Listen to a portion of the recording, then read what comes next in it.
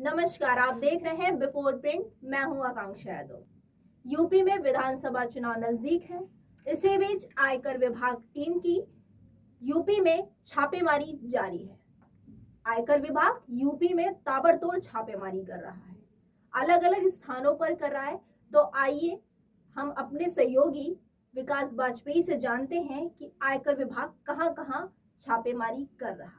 आकांक्षा बिल्कुल सही बात है और काफी जगह पर छापेमारी हुई है और पिछले लगभग एक हफ्ते से यदि देखें तो उत्तर प्रदेश में काफी जगह पर और व्यापारियों के ठिकानों पर छापेमारी की गई है, उनके प्रतिष्ठानों पर छापेमारी की गई है। उनकी प्रतिष्ठानों से जुड़ी हुई जो भी जगह है, चाहे वो बॉम्बे हो या कहीं दूसरी जगह हो, वहां पर भी छापेमारी की जा रही है। इसी की कड़ी में आपको बता दें कि आगरा में जो शू कारोबारी हैं, उनके यहाँ पर रेड की गई है और ये काफी इसमें संदिग्ध चीजें मिलने की बात कही जा रही है, जिसमें कि मुन्नू अलग जो इनका नाम है, हरसिमरन सिंह इनको कहा जाता है, इनके यहाँ पर रेड हुई है और ये शू के बड़े एक्सपोर्टर हैं, नोवा शूज के एक्सपोर्टर हैं। और जैसा कि बताया जा रहा है कि ये अखिलेश यादव के काफी करीबी हैं। और ये भी सूचना है कि अखिलेश यादव भी पिछले दिनों जब इनकी मदर की डेथ हो गई थी, तब अखिलेश यादव पर्सनली इनसे इनके घर पे गए थे मिलने के लिए और शोक संवेदना देने गए थे।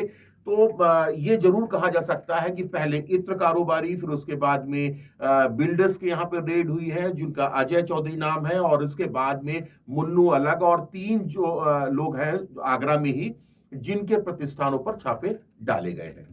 तो जैसे कि अब पहले आपने बताया कि बॉम्बे और कड़ियां जोड़ जोड़ के, तो इससे कुछ एक राजनीतिक एंगल निकल के आ सकता है या नहीं? जी बिल्कुल, बिल्कुल आकांक्षा बिल्कुल सही कर रही है, क्योंकि आज की स्थितियों में देखा जाए, क्योंकि चुनाव बिल्कुल हमारे दरवाजे पे खड़े हुए हैं 2022 में। अभी इसी हफ्ते या अगले हफ्ते ऐसी संभावना व्यक्त की जा रही है कि आचार संहिता लागू हो सकती है और चुनाव आयोग तिथियां घोषित कर सकता है।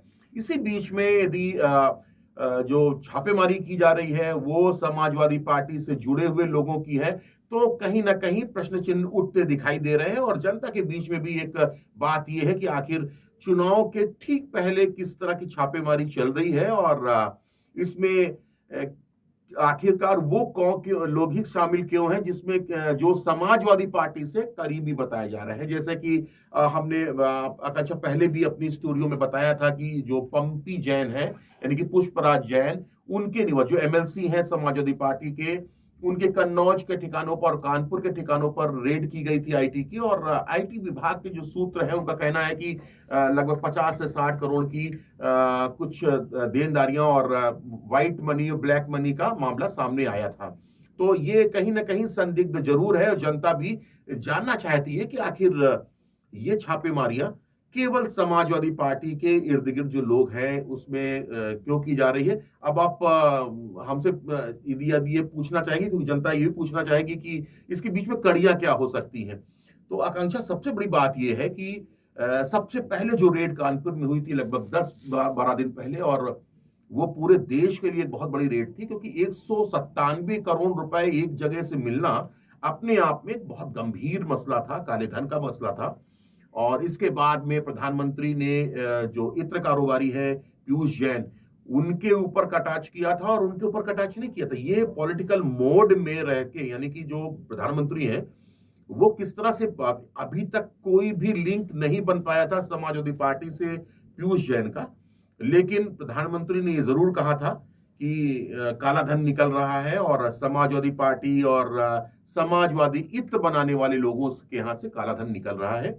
नहीं तो पीयूष जैन का मान लीजिए नहीं था उनसे समाजवादी पार्टी से कोई कनेक्शन, लेकिन पुष्पराज जैन का तो था ही था। वो तो खुलेआम नाम भी ले रहे थे कि पुष्पराज जैन। जी बिल्कुल, देखिए ये बात सही है, क्योंकि पुष्पराज जैन और पीयूष जैन के यहाँ पे रेड, ये बिल्कुल सही बात है, आपने बिल्कुल सही कहा। और शायद यही चीजें वहां पे भी चल रही थी कि जो पीजे पकड़ा जा रहा था, कि पीयूष जैन का नाम और पीजे है, और दूसरे जो दस्तावेज हैं उसमें पीजे नाम निकल रहा था पंपी जैन, यानी कि पुष्पराज जैन।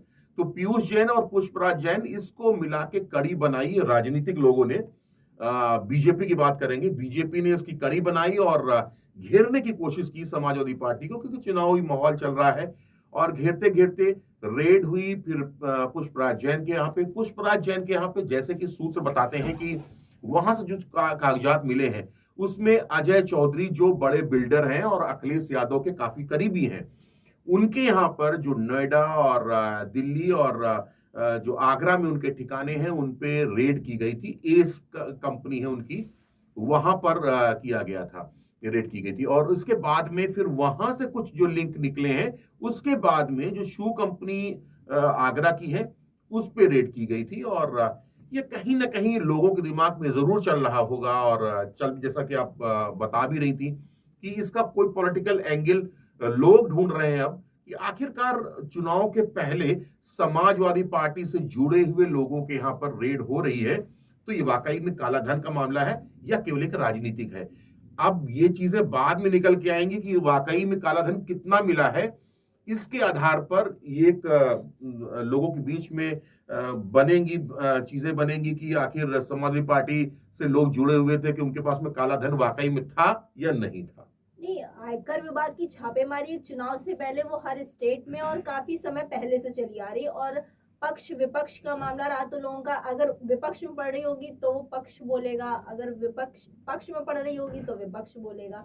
तो एक अच्छा देखिए, चुनाव से ठीक पहले जब इस तरह की घटनाएं होती हैं तो ये बिल्कुल सही बात है कि जो विपक्षी दल होते हैं वो कहीं ना कहीं प्रश्न उठाते हैं कि आखिर आपके पास में सारी चीजें हैं, आपके पास में सारी एजेंसीज हैं, तो क्या कहीं ऐसा तो नहीं है कि किसी दबाव बनाने के लिए या कोई पॉलिटिकल प्रेशर बनाने के लिए आप रेड तो नहीं करवा रहे हैं या कर रहे हैं या कोई निर्देशित कर रहे हैं लोगों को। तो ये शंका है। इसका समाधान तभी हो सकता है जब आयकर विभाग ये बताए कि उसने जो रेड की थी उसमें कितना काला धन उसको मिला है।